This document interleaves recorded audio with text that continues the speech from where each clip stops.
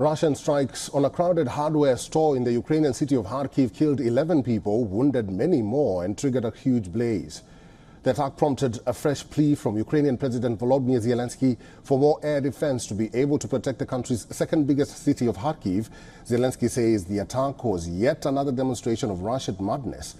Local officials say 2 guided bombs had hit the Dai hypermarket in a residential area of the city. Kharkiv authorities say many people were unaccounted for, but gave no immediate figures. Officials said up to 200 people could have been in the hypermarket at the time of the strikes. Ukraine's second largest city, 30 kilometers from the Russian border, Kharkiv, has been the target of many weeks of Russian attacks. Rescuers, medics and journalists rushed away from the building and lay flat on the ground, fearing the possibility of a second strike. Zelensky's plea comes as an aid package for Ukraine worth billions, languishes despite clearance by the U.S. Congress. In another development, Poland's foreign minister has said the U.S. has warned Russia against using nuclear weapons, saying it would give rise to an American response using conventional weapons on Russian forces in Ukraine.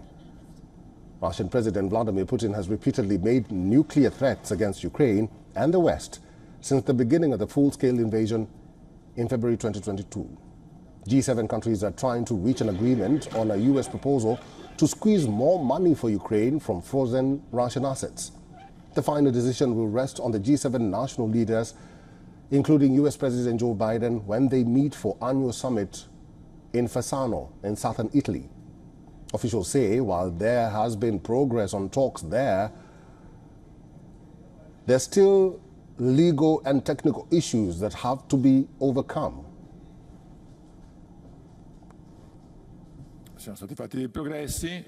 We have made some progress.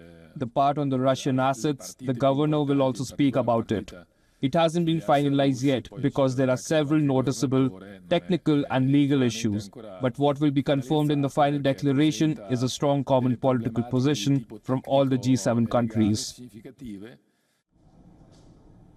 For all the latest news, download the WION app and subscribe to our YouTube channel.